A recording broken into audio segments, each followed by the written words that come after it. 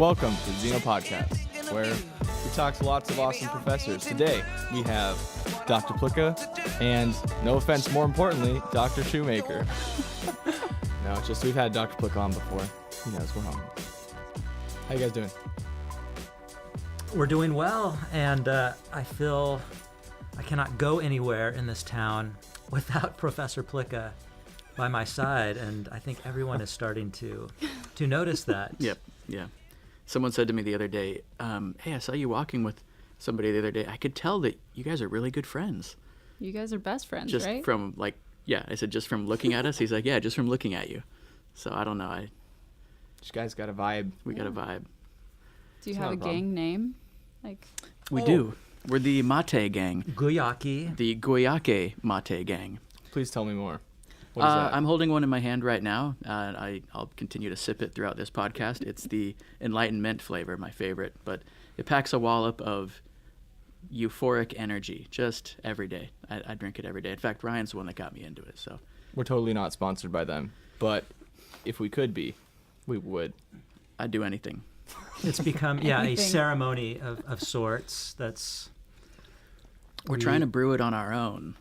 We just can't figure out that delicious recipe. So is it like juice or like tea? Mate is a traditional Argentine drink. Oh, do they usually make it in those little gourd. like bowls with the gourd, straw? Straw thingies. Straw. Yeah, you see those return missionaries coming back from Argentina. Yes. In fact, my favorite Kalakai cover of all time featured a recently returned sister missionary holding a little bag of mate in the bottom of a plastic baggie, some green herbs, and holding like a gourd, which from a distance looks weirdly like a drug paraphernalia. Apparently nobody caught that. Thumbs up. Or they did. No. They're like, it's fine, it's mate. Maybe that's what they were going for. It's like clickbait, but like to get them to open the magazine. It worked for me. Yeah. Got you. Yeah. It's media. Yeah. One of my roommates used to have a mate gourd, but I guess that makes sense now what it is. I was like, do you do drugs, bro? I'm just kidding. It's a natural drug, man. I just was like, it's I'm not going to ask high. him about it. It's just there. Yeah. Because I hear down there, like it's this communal thing where they're passing it around. That's too invested for me. We're not going to go that far, but we will drink it from this beautiful can. Guayaki. And it does have, there is something euphoric about it. Like it's almost a joke between my wife and me now, because I will drink one of those and just want to send her like a text expressing my love. And then she'll respond and say, did you just have a mate? Yes. Mate, saving marriages. So is it like drink. Flavored mate? Because I've had like the plain stuff. It's like, If I didn't have a cold sore, I'd tell you to take a sip of this, but it is delicious. So this is the mint, and I think second to the mint, at least my favorite, is the berry. I concur. Revel berry. And then there's orange and blueberry. Definitely in And that the order. lemon, the lemon's my least favorite. Last place. But still good. But, I will, yes, Still always. worth it. You still get that euphoria. What about like mate versus root beer float? Are you kidding? I am What has a lactose root beer float ever intolerant. done for me? So Okay. I will take So the mate. mate. Yeah. Yes. Every time? Every time. 10 out of 10. Yeah. All right. Well, it's enlightening to me because I have never heard of it. Same. Before. Go to Foodland. I mean, it's about, how much? It's a good $3. I mean, a little $3. over $3 actually. You can get them on sale 2 for $5 sometimes. Yikes. It's not cheap, which is why we're trying to brew our own. That is, yeah. Trying to get sponsored. Yeah. But I think the relaxation, the centering effect that it has might be worth it. In fact, I was gonna bring some today. I forgot, but we will. That's okay. I think to say thank you for this experience. Absolutely. I'll drop one by your place. You guys are worth it. Awesome. Yeah, we'll try it out. We'll try to get sponsored by them. Maybe you guys could just be co-hosts on the show just for the mate, Absolutely. Do the a live plug. audience. Oh, yeah. Have a little advertisement in the middle. We should just do a podcast The Mate Men. about mate. I think so. Just And to be clear, we're not sponsored by them, Right. but we would be. But we could be. Yeah, no, absolutely not. No money is taken. No money has changed hands. Yeah. This is all passion that's coming out here. while we're here, let's just all do some free advertising for things that we like. I really like Chex Mix. I really support their product. My favorite is the bold and spicy, or whatever it's called. They are really good. Really good. Yeah. I get on board with that. Yeah. Yeah. Well, okay, here's another product I love, and I say this not joking at all. The Squatty Potty. Really? I kid you not. People swear by it. Because you have one, right, Joe? We have one. Yeah. We have to share it. So what's that? So the Squatty kidding? Potty is Bro. Enlighten me. it is Ignorant. a small stool that just kind of just fits right under your toilet, and when you need to use the bathroom, in number 2, you just pull it out and you put your feet up on it, and it puts you in a squatting position, which anatomically Is it puts better less strain on your body. I don't want to go into the details. I think there's a commercial about with a unicorn in it. That's I can't It's believe you haven't beautiful. seen the commercial. Yeah. It's hysterical. I've probably seen it. I think it's a My company. brain's a whirl of finals and papers. Oh, well. I will. it's been out. With Send it that to me. mate, I will bring over put a the Squatty link. Potty too. Just total zen. Yeah. But only if you have to promise me that you will use the 2 products together Okay. at the same moment, and The it will be so euphoric. I can commit to that. The word of the Yeah, day. absolutely. Yeah. I mean, Euphoria. That's all we're trying to bring here through the Xeno Podcast is euphoria into the ears. That's people true. deserve. The minds. Yeah, people deserve to feel good in this day and age, this time of our lives, this particular moment, finals week. Yeah. Yeah. Yeah. They need to hear this. And it's not just self-medicating. I think No. it's the mate is Yeah. more than that, and the Squatty Potty. Wow. I was actually wondering about finals week in terms of how it affects professors. Is it the same amount of craziness, like change between like regular school time and then finals week? Is it the same? I don't know. Change? To be perfectly honest, no, actually. Finals week is so easy as a professor. So I'm sorry, Everybody's let the wearing secret out jeans there. all of a sudden. After finals week is not, because then you're grading. But yeah, Yeah, because there's the That kind of makes sense. Yeah. that moment, like the last day of class, and then there's that space, where at least my students are turning in their portfolios of their creative work Friday. So I just have this cushion, this 3 or 4 days, and Nice. then it will become stressful. But I know you two are suffering right now. I remember that finals week. If only I had mate. Yeah. I didn't know Okay, about days the left. I'm bringing it over. 2 days. Yeah. Not too much suffering though. Yeah. Not this semester anyway. This moment is not suffering. Yeah, I This feel is like good. this is Good a good times. break Yeah. between study sessions. So So it's After been this. a good semester for both of you, and a lot of learning and growing, you feel? Yeah, it's been pretty crazy though, but Yeah. it's good. Good crazy. I feel like the school really challenged us with like the 8 weeks they gave us, and then no reading days. Yeah.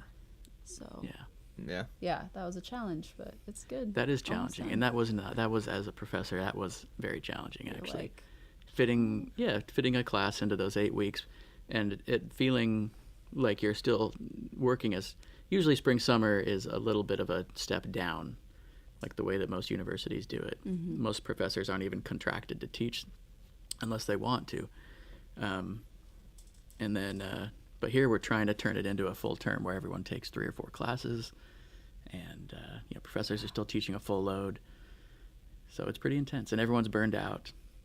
Yeah, I've Everyone's just noticed that it's like in the past years it's been a lot chiller in spring, and a lot of the times people are like, oh, don't even like worry about coming to class every once in a while. They just are like, oh, I'm gonna be on vacation with my family and stuff. But yeah, the semester's been intense.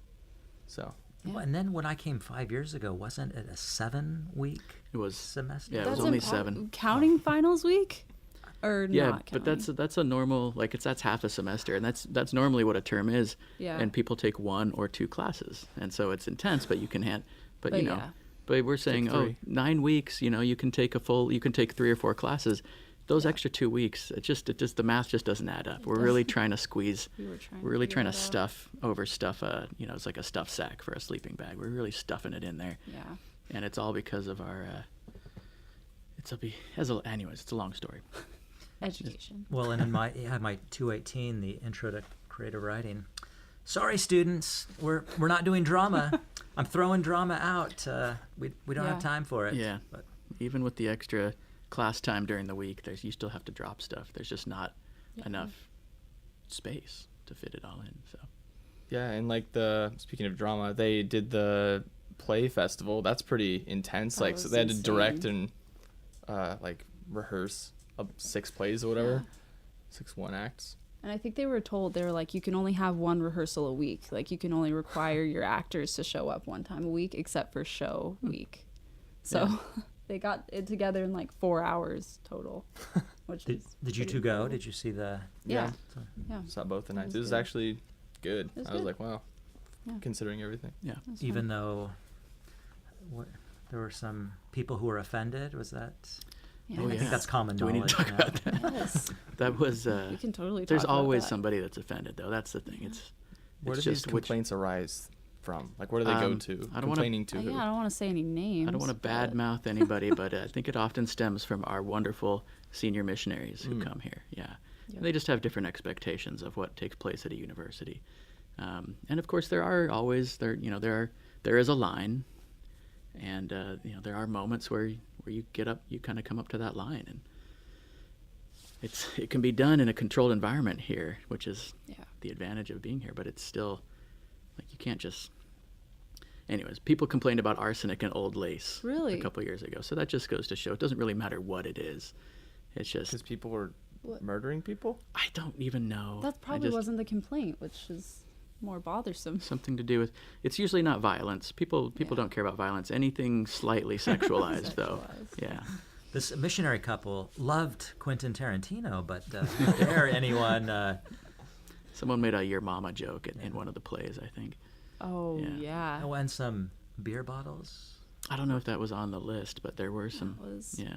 To in be the play fair, I wrote. I mean, I've been roasted after saying a Yo Mama joke because, so this is going to take a weird turn, but I was in welding class and this guy like stuck his torch in my torch, which makes the weld blow up. So he like ruined my assignment basically. And I was like, bro, and I was like a kid. So I was like, I said something about like his mom and he was just like, dude, and he like walked away all sad. And I was like, that was uncharacteristically like weird for like a, guy. And then this other guy came over and was like, hey, by the way, like his mom like just died. And I was like, no. So I have not told a Yo Mama joke since. I was like, so too maybe it was dangerous. something like that. Yeah. You Well, don't are know you if sure? it's Did you mother. check it though? Because we used to play a joke where it was, go ask so and so how many push-ups his dad can do, and how many push-ups can your dad do? And the guy would say, you're a jerk. My dad doesn't have any arms. Oh.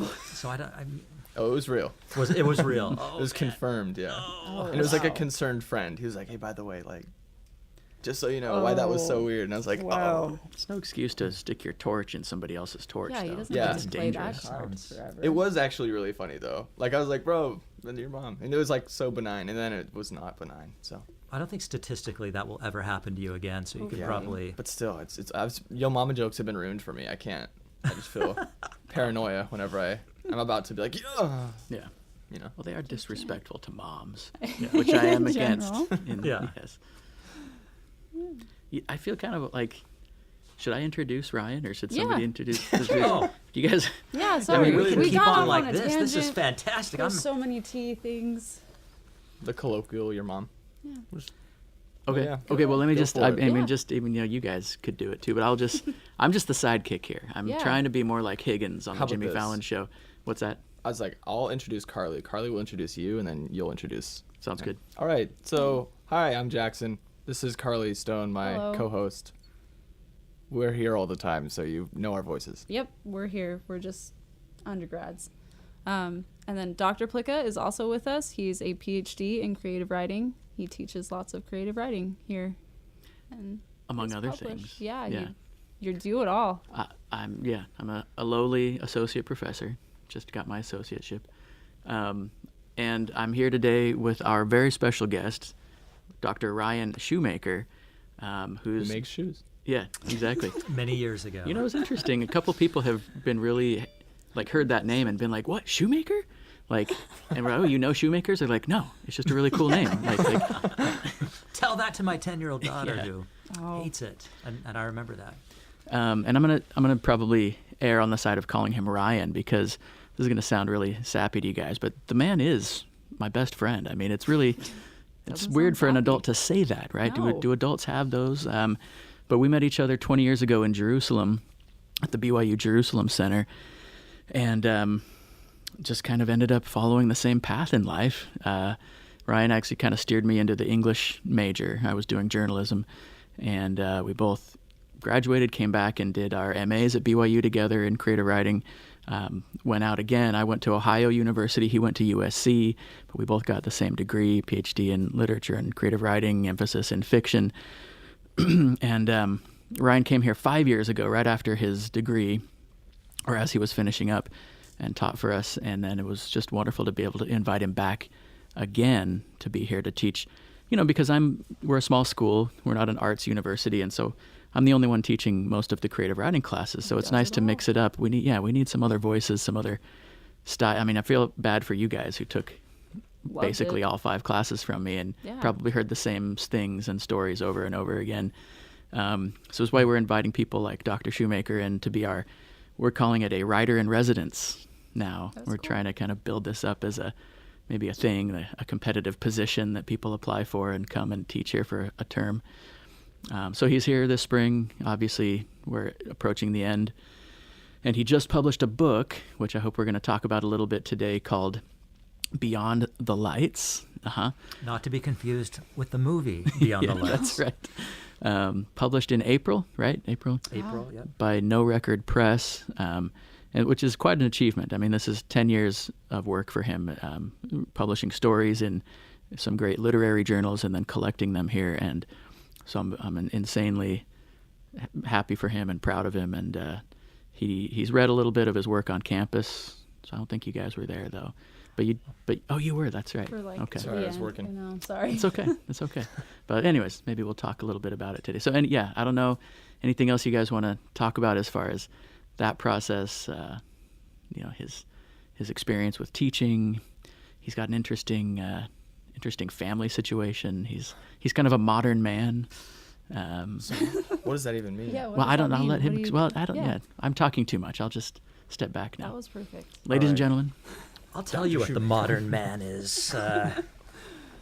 So yes, my wife works for Disney Animation. She's their director of finance. So she has a fantastic job, and she's talented and very, very hardworking. So when I finished my degree, I'm been applying for jobs and had a few offers, but nothing has quite come along, I think, to kind of match what she's doing. So I have, I guess you could say, for the last 3 years, been a stay-at-home dad, the modern awesome. man. So hanging out with moms in parks with a mate in my hands, which I think that's my identity among them. The man with that yellow can in his, The in his mate hand. man. So doing that, and it's been fantastic to be home. When I was getting my degree, both my kids were in daycare full time, and kind of almost felt a certain guilt over that. So kind of made the promise to myself when I finished my degree, if I didn't have another job, I would stay at home.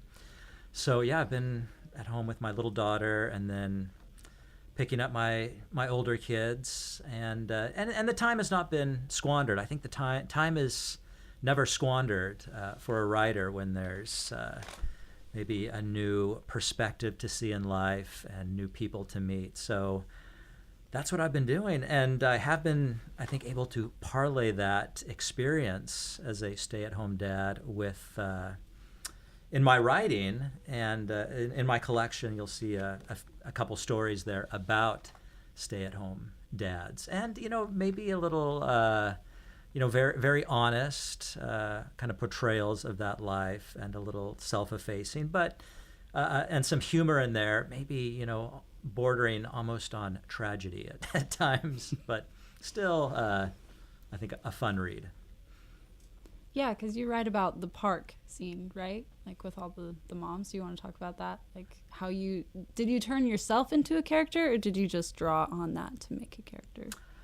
I think my characters are, I am in my characters. There is some of me there, but at some point I do expand on that, and my characters in the end, like my stay-at-home dad characters, they're composites of me and just my imagination and maybe some other people.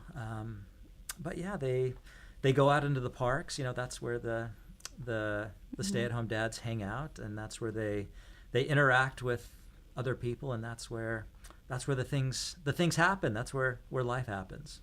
Do you have a person from your childhood or just from like growing up that appears in a lot of different characters in your stories? Yes. There's like one person, like Janet was just everywhere. Yeah.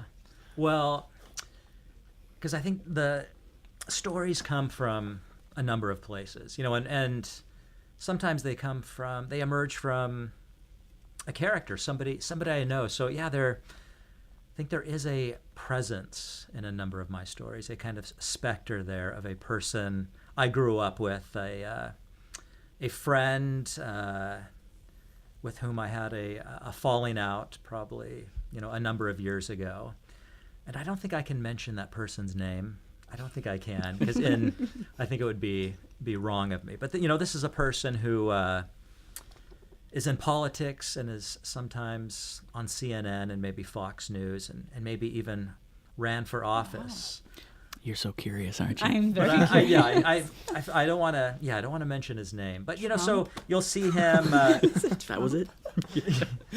He was a few years older. Yeah. With Donald Trump. A little falling out though. A bully in our neighborhood. But there's that presence. I think you see it a lot in the story, in the title story, Beyond the Lights. So this kind of charismatic friend who's adventurous, but maybe not quite truthful at times, who kind of leads the protagonist on some kind of adventure, maybe an empty adventure, and then there's kind of a turn in the end where the protagonist kind of sees this friend for, who's cruel at times, maybe sees him for who he truly is.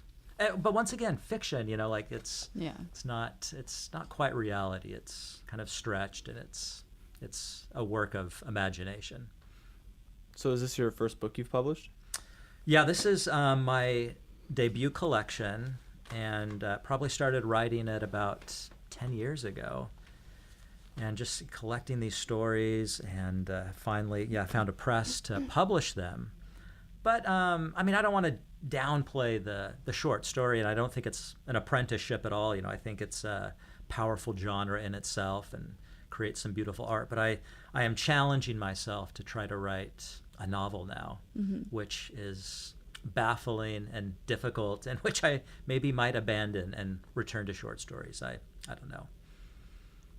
What's the novel about, or is it top secret? Is it top secret? It's fine. No, it's about Trump, isn't it? Yeah, it's about your best friend Trump. Yeah. He was just a little older, but I thought he had great hair, and I thought he'd be a cool friend, connected. No, I think the story or the novel is going to emerge from kind of a number of stories I wrote about my time as an English teacher in an inner city Phoenix high school. So yes, I know you're from that area. So I taught 3 years in this inner city high school, and it was probably of anything I've ever done, apart from trying to be a good husband and a good father, I am probably most proud of my time teaching at this school. It was a charter school, just very kind of marginalized, at-risk students, and just very, very sad, kind of from very hard situations. But to do that for 3 years, and it was difficult. So, some of the stories emerge from that experience. So I think for the novel, I'm going to take some of that experience and try to expand it and write a novel that not told from my students' point of view, because I hope that they someday will maybe tell their own stories. I feel I don't have the right to tell their stories, but have the novel from a number of different teachers' point of view, teachers who work at this school, and some who are there for altruistic reasons and some who aren't, and just their experience. And I think the novels, just as many novels do, culminate in some horrific, violent act that might destroy everything in this fragile world. So maybe in 10 years you'll see my novel. I Stay don't know. tuned. Another 10 years. Stay tuned. Yeah. Can I come back in 10 years Absolutely. and talk about it? The Hopefully decade. I won't be man. here, but Well, maybe you'll be teaching here. Who that's knows? true. Ooh. You never know. Doctorate in hand. I don't Yeah. know. I think both of you Both of should you. come back. Yeah. Hopefully. Unlikely. Oh, I don't man. want to teach. I'm sorry. You're gonna, yeah. Well, you'll Just see. you wait, 5 years in the Jackson. law. We'll see how you feel about that. Yeah, that's fair. We'll see. Yeah. So when did you decide you wanted to teach? Did you want to write first and then became a teacher, or vice versa? No, I think I've always enjoyed teaching. Mm-hmm. I mean, I think I knew I always wanted to do something with writing and literature. In fact, I think in high school I wanted to be a high school English teacher. Really? So I had, some great teachers. But yeah, then, went off to BYU Provo, and I think I fancied myself a poet, and probably the worst poet. I mean, looking back, just awful, awful poetry. And I was going to take a poetry class from Leslie Norris, a Welsh poet who used to teach at BYU Provo. And I don't know if he got sick or something. So his class that I was enrolled in, somebody canceled it. And so I got into Doug Thayer's fiction writing class. And were you in, I think you... We took his Yeah. class together. Was that the one? I think that was Yeah. the one. And Was that where you met? No. Okay. That's That another was the story. one. That's a great I story. need to hear that one too. But I think that class kind of took me on another trajectory. And I remember, I think I really wrote some awful stories, that were so didactic and. We all did. Yeah, you just because writing in the beginning, like it's just awful. It's just such bad writing that comes out until finally, there's some decent writing. But I think finally at the end of the semester, I must have been having a Hemingway moment because I wrote this story about just this couple, in a piazza in Italy where I served a mission, talking about pigeons, and Thayer liked it. I think it was the first story I wrote that he liked, and I entered it in a contest. What was that? There's that alternative Salt Lake Weekly. The Salt Lake Weekly, and I think it won second place. Wow. Awesome. And I got to go do a reading at. I remember being there. Yeah. For the awards dinner. Right, and Yeah. I think you were working for Chrysalis at the time, brought some of your Did I clients bring there. some of Yeah, them? brought some of your What's clients. Chrysalis? Wait. It, What is? what is yeah. Oh, briefly, Chrysalis is a contractor in Utah that Okay. contracts with the state to take care of developmentally disabled juvenile sex offenders. Wow. So Specific. We kept them in the back. it's another Yeah. podcast. Well, yeah. So what did you do for them? Supervised them. Yeah, it's like a house arrest kind of thing, basically. Okay. Yeah. You're like, hey, let's go Yeah, listen to some fiction. It sounded like an art journal. Yeah. they're not. Really, they're not so- fit. Yeah, they're not fit Chrysalis. for jail. Let's just put it that Yeah. way. They don't belong in IQ jail. is Yeah, below yeah. 70, I think. They don't so belong they're- in jail. Yeah, it Wow, would be yeah. an inhumane situation. Cool. Anyways, but yeah, so So went there, and I think I won like $50, and I thought, this is so easy. I'm just gonna enter all these contests, and then of course it never is that easy. And I think I remember, like a couple of years later reading something that, like some quote by F. Scott Fitzgerald where he said like, so many people are ruined by success at an early age, like just one little success, and thought, yeah, I got to be careful because this writing is difficult and hard. And so that was the trajectory, that took me in a different course, and I think that's what made me want to study writing and eventually be a writer. I knew I could never support myself with writing, but teaching, Right. that's what writers have to do sometimes Yep. to live their art. let's quit. kind Oh no, go ahead. I was gonna say it's kind of like actors. They're really just like waiters for a little bit. It's kind of like part of the gig, and then eventually they're just full-time actors. Well, and or Cab drivers. or full-time waiters, and Yeah. very attractive waiters. And, Beautiful work. Yeah, who maybe didn't quite make it. So sad. I just had a quick side question, just out of curiosity, because I don't know if we've ever talked about this. But what was that kind of pushed you into this trajectory of writing and teaching? What was what were your other plans? What were your backup plan? Like at that moment where you kind of saw this as a possibility, what were the other possibilities if you hadn't gone that direction? Well, I think the other possibility was I was going to go and get a PhD in literature.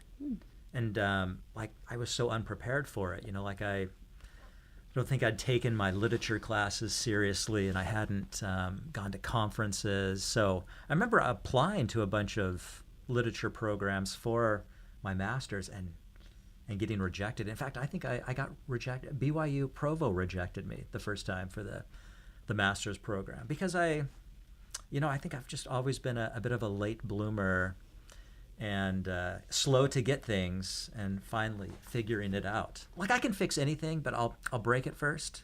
And so that's, yeah.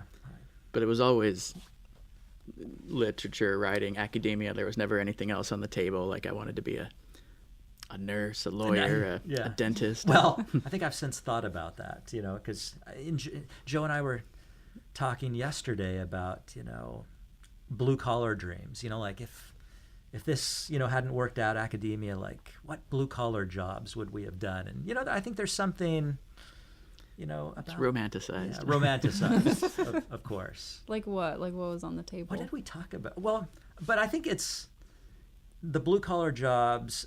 There's always, like I said, well, what a mail carrier, because I could listen to podcasts all day as I'm walking around.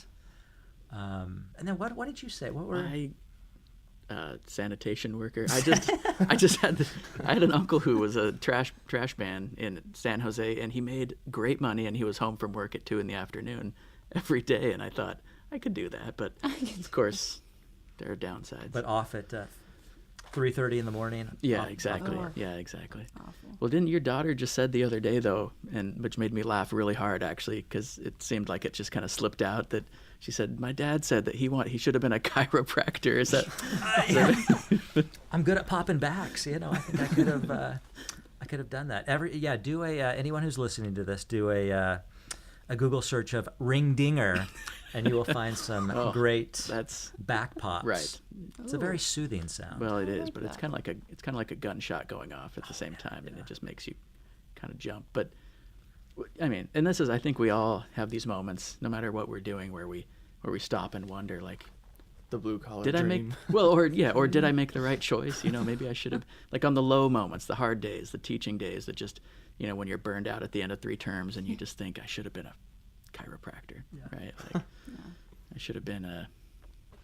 Well, yeah, because I think the humanities are shrinking now because, at least when I taught at University of Southern California, a lot of my students, I think they chose very lucrative majors. They wanted to be doctors and lawyers, and so I think there aren't as many students who are majoring in the humanities, but you still have many PhDs who want to teach in that field. So it's a saturated field and slow going sometimes. I mean, I think Joe has stumbled on his dream, to be here at a great school and teaching in his field. I know many PhDs in literature and creative writing just don't have that.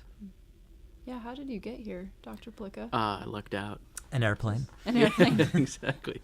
It was really lucky. Yeah. No, and that's... You just friend of a friend was like, hey? Just applied, and, and I, right time, right place, right discipline, right? Because when a position opens up, they're often looking for a specific area of English studies.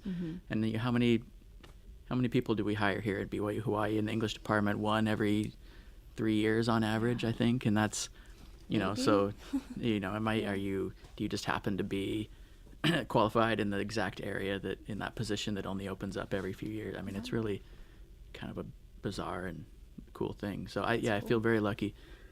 But that's a story for another time. Yeah. We could tell you how we met real quick. Yeah. Okay, you say. No, go. Okay.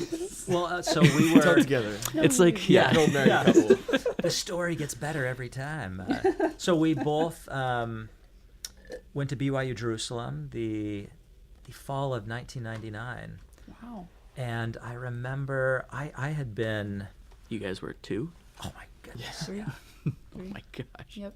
Did you think the world was going to end? Y2K? No. Yeah. There was a Yes. lot of Yes. trepidation. Yeah. Yeah. Jerusalem, too. It seems like the place it would happen. So. Yeah, it was crazy. We Wow. thought planes would just fall out of the sky. That's wild. Yeah.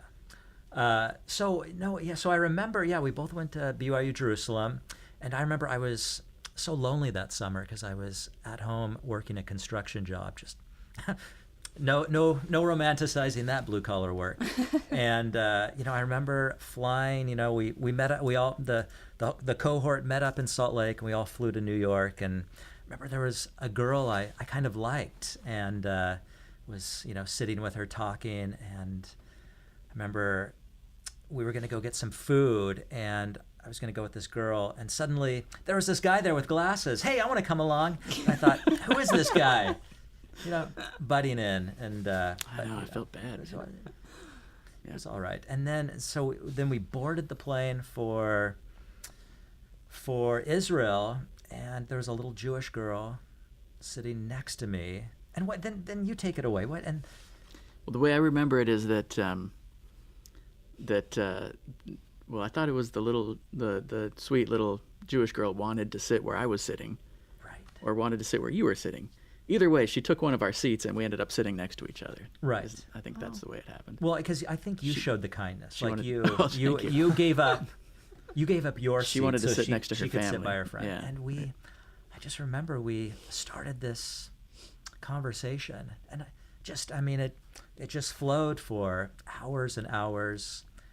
And I've said this before, like it is, I think we've continued this conversation for the last almost 20 years. Wow. It's very sweet, That's isn't it? beautiful. Yeah, it is. It's lovely. It's fun. Our wives both make fun of us. They kind of roll their eyes because it is kind of a rare thing to have close friendships. In the midst of your child raising years, and you're at home. I mean, not for, especially in the Mormon culture, right? Like family is everything, and you are dedicated to your family and your calling, and you just don't have time for much else. And it's almost seen as kind of a frivolous and maybe even almost unrighteous thing to just be, hanging out with friends and stuff instead of your family. And, it's not like we see each other that much now that he's in LA and I'm here. And over these last, 15 years especially, it's, we see each other probably just at least, once a year on average. But then we have these moments of strange convergence where suddenly we're living across the street from each other for 2 months, and it's like an office down the hall. Yeah, and I think Emily said to me one night as I was walking out the door, "Where are you going?" Just gonna go. She goes, "You gonna go see your man wife?" I said, "Yes, I'm sorry. I just wanted to ask him a question."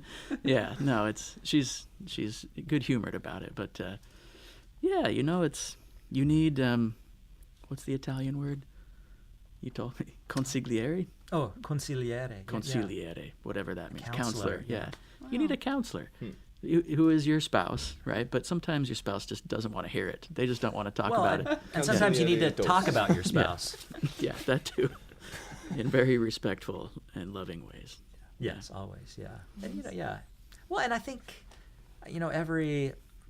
for Joe's birthday, I try to write something nice on Facebook every year. And appreciate that. Remember last time, I remember, somebody had left a comment, somebody I went to high school with. I don't even remember, but he said, I love when a man talks about another man like this. And I don't think it was facetious. I don't think it was, he was being snarky, but, I think, maybe sometimes in our culture we're suspect of these male relationships. The Bromance maybe is what it's called. I haven't forwarded you that video yet, actually, Carly. There's a song. Oh, there's a Bromance song. Yeah, pretty it's funny. A good one. Yeah. It was,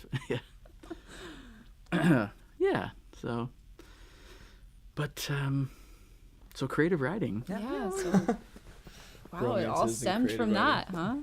Well, there's a camaraderie among writers that is also kind of goes with the territory. I mean, there's this. It's almost a guild atmosphere, right? Like, and it's like that in every profession. But there's a mindset, and there's a language, there's a culture, there are shared goals, so it's not only our brotherhood. We actually grew up. Well, I don't know if I was in Davis at the time, but we actually spent our childhood in similar areas, about 15 minutes from each other. Didn't really know it.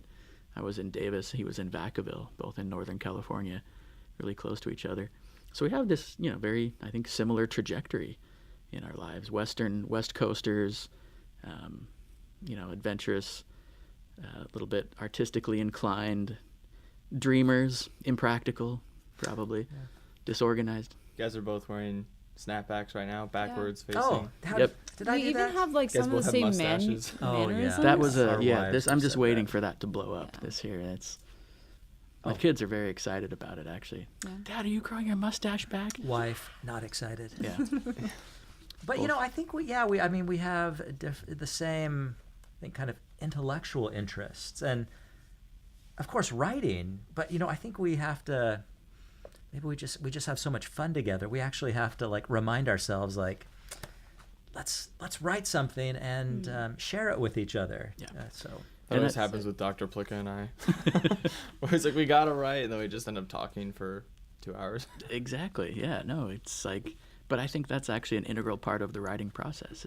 Is that shared mind, and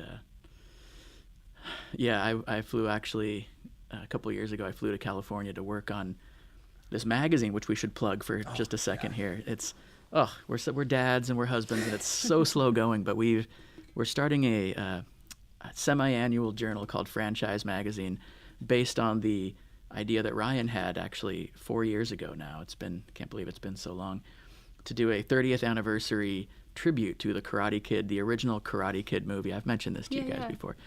And because Ryan wrote some amazing kind of literary fan fiction based on Daniel LaRusso, and that epic story that kind of defined in some ways our childhoods and many others of our generation.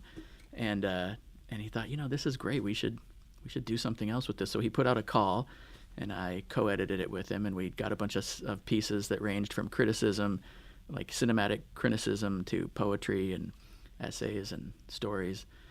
Put it together, shopped it around, couldn't find a good bite for it as far as anyone who wanted to publish it as a book, but we want to turn it into this journal called Franchise that does this with other franchises. And I'm thinking like McDonald's, it could be an issue, Mario Brothers. I mean, not just pop culture franchises, because I think it's a very, very kind of marketable, but not so much marketable, but at least kind of very of this age of our current culture, appropriate genre of mixing the high and the low, mixing the highbrow with the lowbrow, talking about these nostalgic franchises in ways that make people laugh and think in ways that they haven't before.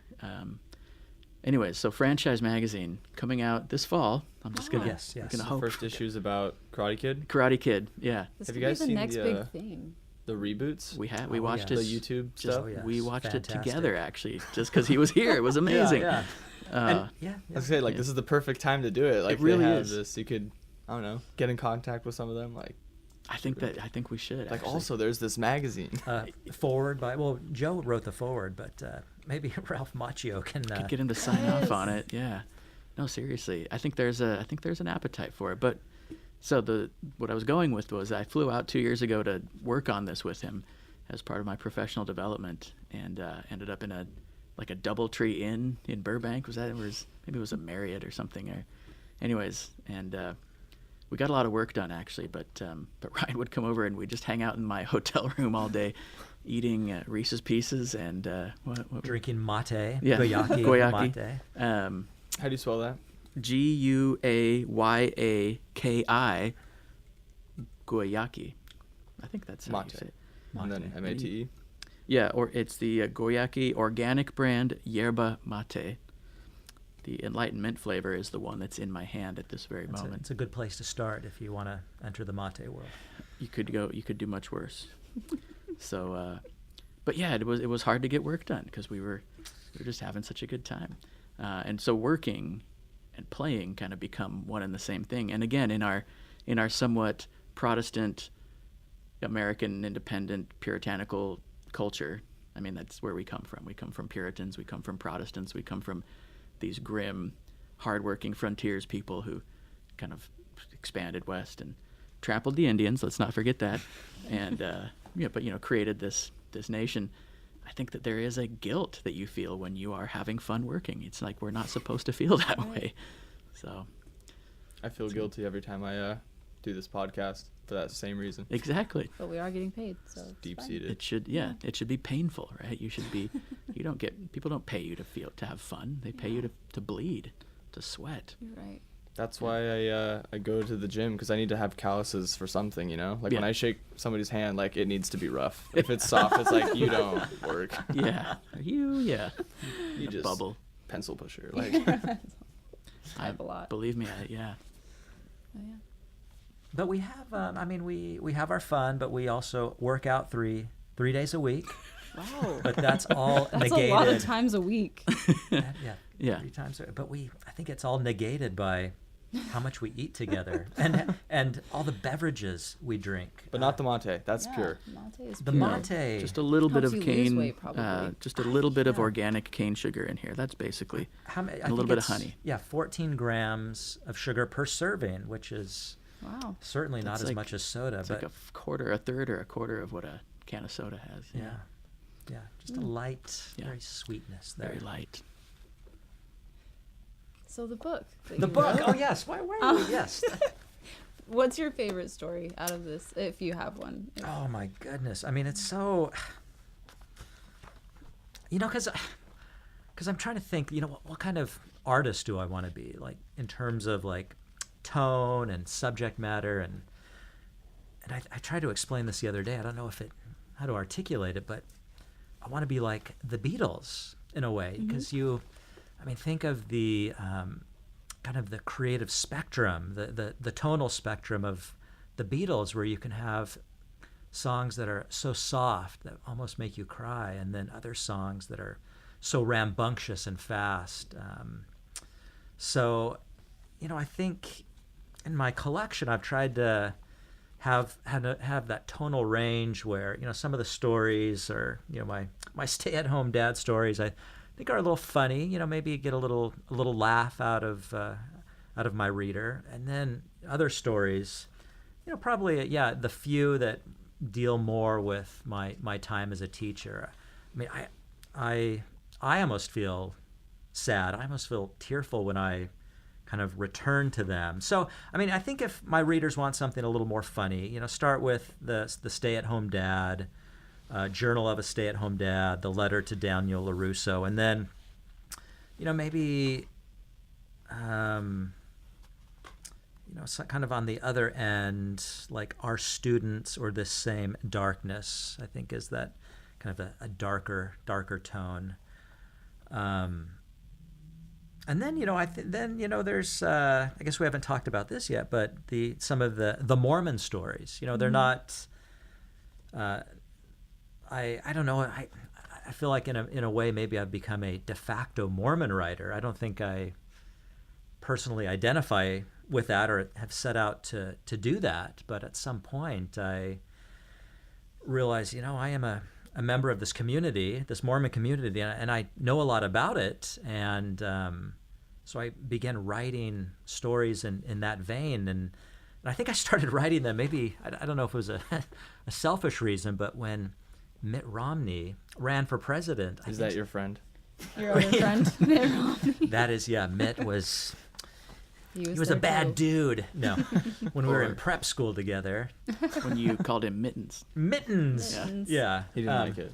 No, maybe The falling when the tape is turned off, I do know a Mitt Romney story, but it's for another time. But I think I suddenly realized, like, I'd written these, a few Mormon stories with Mormon characters, and I thought, maybe people started talking about a Mormon moment, and I think there was a curiosity about Mormons and Mormon culture, and I thought, I'm gonna send these out, and I think there was an interest in them. People wanted to publish those because I think they wanted that glimpse inside this Mormon community and who we are. There was a kind of mystery surrounding it, and I think there's still a general interest in Mormons and hearing about their inner lives and their kind of inner struggles. Comment, Joe, on Mormon literature? Back to you. Skirt. That's That's enough. I'm a wingman. No, so Ryan read these two stories at his reading that were both flavored, with this idea of Mormon culture and ideas. But again, I think we in the church, I'm not going to go into this, could be a huge discussion in and of itself, and it's been rehashed many times, but we get uncomfortable with it a little bit because we look in the mirror and we see ourselves like in a funhouse mirror and think that's kind of who we are, but not really, right? And no one story, no one writer, no one language can represent everything about who we are. And so our defense against that is that we create like a very, in some ways, kind of whitewashed and uniform and very controlled narrative about who we are, and that can be good for proselyting, but I think in the end, if you take it too far, it backfires. And so, with Ryan's work, he's managed to, I think, write from a place that is representative of who he is, which is a man of faith, a man of belief, a man who strives to understand and seeks truth, but who very much lives in the real world as a flawed individual and as someone who is always striving to understand and to do what is right.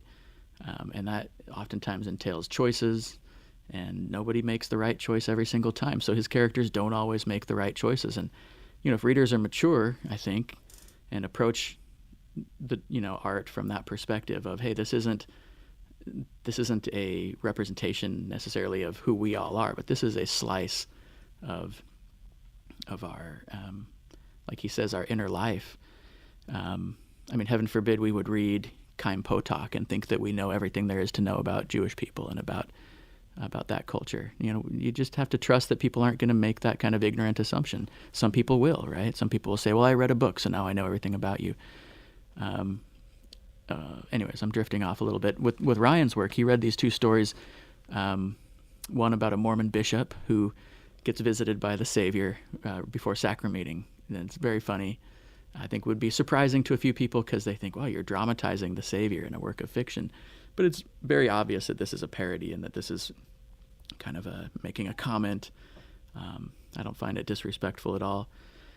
And the other one, I forgot what the other one was. The other one was, the Missionary, right? Brigham Kimball, Brigham Kimball, Mormon missionary extraordinaire. Yeah, which again, a very, I think, good-hearted, but also kind of funny send-up of kind of our quirkiness as Mormon, and like the things that I think that sound familiar to most of us who have grown up in the culture, but to someone reading on the outside, sees us not just as flawed individuals, but as humans, and thinks to themselves, oh, these Mormons are real people with real sincere feelings. They're tender, they're vulnerable, they're good-natured, and they're also vindictive, and all these things that they're just like me. And that's, I think, what we need more than anything else, is for people to know that we're just like them, except with this additional perspective that we hope is valuable, and this additional doctrines and truths that we would like to share, but that in the end we're not going to make any friends unless people see us as human as they are. And so that's kind of a soapbox, but the humanizing power of narrative art, in particular fiction, I think is what it's all about. And you're like de-whitewashing the persona. Yeah. And that sounds like a euphemism, right? In some ways, like we're de-whitewashing it. What is that? We're muddying, tainting, filthifying it, but I don't see it that way. Giving at all. It nuance. Well, nuance, right. There's a bit of a paradox. I think as Mormons, we're very comfortable with scriptural representations of flawed individuals. I mean, how many flawed individuals do you see in the Bible and in the Book of Mormon? And we're fine with that, and because there is something to learn from those. But I think we're not comfortable with those in literature, because it's a representation of ourselves that we at times don't want to confront. I know my mother-in-law, I remember kind of reading these stories to her, and this Brigham Kimball, this Mormon missionary, and I remember her distinctly saying, like, well, my sons, they didn't act like that. And I think the first thing that a missionary learns is that missionaries are not perfect. So I think I think fiction in general does this. Fiction isn't meant to so much provide knowledge. It is to provide an experience, and that's what I want to provide my readers, and an experience that leads to some kind of understanding about who we are and how we can be better. I think if there is maybe a theme running through my Mormon stories, and it's something I really at times don't like about our culture, is just orthodoxy. And I see that in myself. As I said before, I am in my characters, but they're also a composite of all these people I know, but an orthodoxy that is so kind of has a single vision, and is so focused on rules that it can exclude people, and we get away from, those two great commandments of, loving God and our neighbors, and we don't do that at times to kind of maintain these rules and all these things that we have to follow. So I think that's where those stories are kind of emerging from that kind of critique. I feel like I've noticed a general trend in the church that people, I don't know how to phrase this, besides it's getting more rhizomatic, it's getting more like ground up. Like the way that they've restructured a lot of the teaching, it's not so much like top down, it's people, like it's more discussion based. Like if you personally think that, just go for it, say it in class. It's way more open. I don't know. It's interesting. It's all part of it. Definitely the church is evolving, which is great. I think some people would point to that and see something weak or something unstable. I think that is, there's no other way. The whole idea of Mormonism is based on the idea that we are always incomplete. Our knowledge, our understanding is, we ourselves are always incomplete. Joseph Smith goes into the grove feeling like there's got to be something more, and like more than he could have even imagined. But somehow, we as modern Mormons start to kind of think, well, that was then, this is now, and now we've received, and now we must protect and kind of enclose ourselves. And there is certainly something to be said about maintaining an identity and maintaining an order, and the church is very good at that. The modern church is very good at maintaining an order and an identity. But also, if we take that first experience that Joseph Smith had as kind of a type, I think we're led to the conclusion that there's always going to be another first vision. There's always going to be another discovery, and that being humble enough to understand that we don't really know much at all, that what we do know is always provisional. And I can already hear myself say that and hear other people getting mad at me about it, right? That's always provisional kind of knowledge. Well, yes, we can know some things. Yeah, we can. We absolutely can know some things. But even those things that we know can be overturned, just like has happened over and over throughout history and throughout the history of the church even. We tend to forget that the things that people thought, doctrines even, that they thought would last forever, changed, were overturned and stopped. And so it's the humility, I think. The humility in fiction, it kind of forces us into that humility, and I think that's the reason why some people find it a little bit unenchanting and even a little dangerous. I've always joked that fictional narrative, because of its freedom to kind of go inside people's heads and make those kinds of assumptions and imagine those things, and dramatize people's personalities in those ways, is kind of it's a kind of subversive and dusty, earthy medium. And in the Mormon theology, I think fiction is the terrestrial kingdom. Essays, nonfiction, are the telestial kingdom. They're concerned with this world and things that we kind of know. This is a very loose equation. And then poetry is celestial. Poetry is, it's all about elevated language and kind of abstract concepts, and you can really hide a lot in those poems. But if you're writing good stories and you're writing good fiction, it's all out there on the table, like the blood, the guts, the dust, as well as the diamonds and the valuable things as well. There's no hiding. So it's more soapbox for you there. I love your soapbox, but I just saw that missionary couple peek in, and when you were talking, and I think they're running off to tell somebody. Oh no! I'm gonna hear about it. Well, this is going on the internet, so woohoo! Be prepared. No, I like that you take fiction and you question things, or not even question things, but look at it from a different way, because it's almost like no consequence. It's just art. It's not like you're saying it in a talk, or at least I don't think you have, but I'm sure that's fine. It's about empathy, really, and I also, just to be the other side of things, I would say, it's not that there's no risk to art. Not that there's no risk to narrative and to exposing yourself. I mean, doesn't matter what it is, that you are exposing yourself to risk as soon as you pick up a book, or as soon as you, go to an art museum, or you're exposing yourself to something. And we don't always know how that's going to turn out. I mean, there are books like Richard Bushman's biography of Joseph Smith, which was commissioned by the church, by President Hinckley, to kind of present this new, more complete and more modern kind of historical narrative of who Joseph Smith really was, the prophet, the man, all those things, rough stone rolling.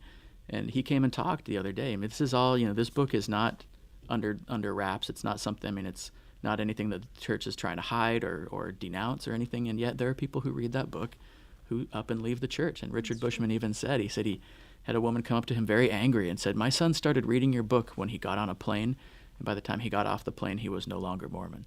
Wow. I mean, there are risks involved, and so to say that there's absolutely no risk in reading and writing, this kind of stuff would be, I think, false. But just to say that, isn't that why we're here on Earth, is to take risks and to kind of figure out what's going on. And yeah, I mean, I think fiction, at least the kind of fiction I'm trying to write, shows how imperfect things can be beautiful things. In fact, there's, which story is it? Great Heights. So Great Heights, the protagonist is this, kind of a very buttoned up, I don't want to use the word Peter Priesthood type, but you just did. But I just did. But he's that type, and he kind of is forced to see himself as this not righteous, but flawed in that he has put himself upon a pedestal and kind of looked down on people.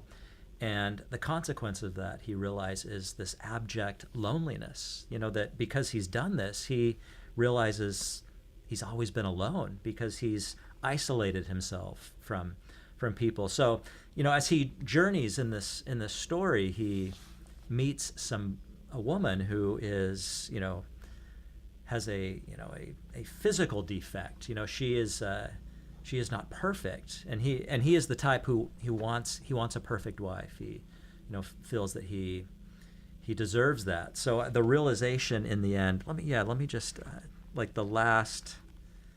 I mean, this is kind of how I feel as a Mormon writer. Like, this is how, this is how I want, my readers to perceive the world. This is how I perceive the world. So, let me read the last paragraph of just this story. It says, so outside the wind had picked up, and somewhere in the distance, Norman heard chimes ringing, a dreaming melody that seemed to emanate from the earth itself. Sitting beside Maggie, who seemed so beautiful, Norman understood that everything, if examined closely enough, is beautiful. Norman closed his eyes. My life's going to change, he thought. So, in fiction, I think literary fiction, we write about imperfect creatures.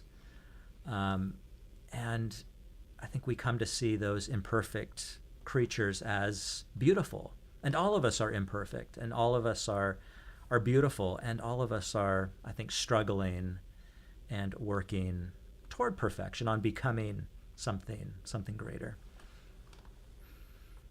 Something like mate. Mate. Something that is perfect. Yeah. Like guayaki yerba mate. And as we've said, we've tried to figure out this formula, and it is so perfect. We cannot. I mean, Joe has brewed some mate, which I think is of itself very good.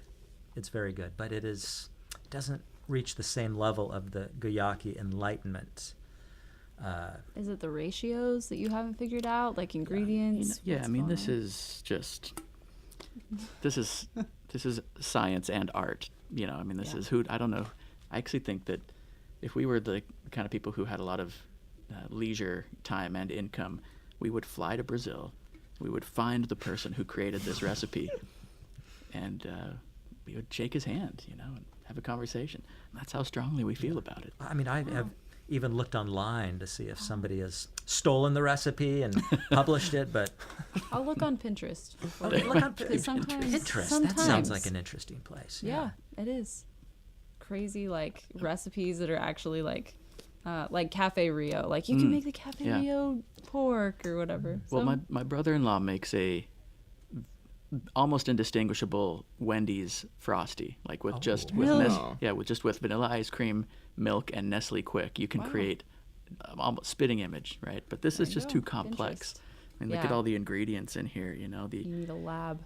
Yeah. Of some sort. Well, and our palates, I think, are so in tune to the flavors that they need this fix, these ratios that, I mean, if there were a milligram more of honey in it, then we would Like you know. might be able to fool Carly and I, Yeah. but Sure. not Right. you guys. The connoisseurs of mate. I just imagine some guy in a lab coat and like goggles with a pipette, you know, and he's just putting, you know, milligrams of whatever in there. And he drops in 1 extra milligram. We throw it out. No, Joe and Ryan they'll know we can't. We On the can't. ground. Yep. Well, what's next for you? What is next? Well, I mentioned the novel. Hopefully the novel is next. But I really want to, hopefully get a tenure track position somewhere. So it's been a great experience to be at BYU Hawaii. Thank you, Joe, for having me here to have this teaching experience. And I think the book will help, and just keep applying. And if I don't get a job, if I'm still stay-at-home dad, I vow to be back in 5 years. All right. And we will have you back. Right. Yeah. But it's almost a good incentive, because I have 5 years to build myself up even more, I hope, and maybe get that novel and return with something more to give. With honor. With honor. Well, where can people learn more about your book, your writing, keep up with what you're doing? So you can purchase a book on Amazon, and Beyond the Lights. Beyond the Ryan Lights Shoemaker. for $15, and you can go there and read the one review that my father wrote. Bless his heart, but he didn't try to hide any family relationships. He's, this is my son wrote this book, and I'm proud of him. I'm not too proud of the language at times, but he's a good writer. So I appreciate. So That's 5 amazing. stars. Five stars. He did give me 5 stars. So you can purchase the book there, and then I think if you want some other writings, you can Google Ryan Shoemaker, fiction or writer, and there's some other stories that are up there. And I have a website that needs to be updated. So And at some point, Franchise Magazine. Look for it in the fall. In the Yeah. fall. Yeah. Yeah, It's yeah. going down. that will give us the incentive to get it out there. Podcast part 2, Exactly. franchise. You can fly out for it. Oh, We can. yeah. Do you Release have funding party. for that, by the We way? don't. Oh, well. You can do like Skype stuff though. Yeah. We could. Oh, Absolutely, yeah. That's true. Well, and once Guayaki decides to sponsor the show, Yes. there could be some more Herbal incentive tea. there. Yeah. Yeah, I'm going to be leaving my review shortly. I think I just need to get on there. Yeah, and there should be other reviews popping up. I think Dialogue, a Journal of Mormon Thought, will have one. I tried to get Joe to do it, but I think everyone realized at Dialogue that we're too close of friends, and I think we should have kept that a little quiet. Under I don't know, wraps. but Yeah. under Well, I wraps. mean, your dad already left a review, so it's kind of too late. Might as well That. buffer it. Yeah, right. Thank you, Dad, but we might need to bury that review a little under some other reviews. I don't know Dr. Shoemaker. Yeah. Certainly did not Great raise book. him. Right, yeah. Exactly. Well, thanks for coming on and letting us chat with you. So. Yeah, thank you for having me, and and you too. Just the short time we've met, I'm very, very impressed, and you're doing something fantastic here in the world of ideas and thoughts, and and this podcast where you have very kind of very academic discussions, but then other fun discussions about polar bears and gorillas and It's grizzly bears. Grizzly bears. Yeah. grizzly Yeah. bears. Oh, and thank you so much, and I have no doubt that I will see your names in lights one of these days, somewhere.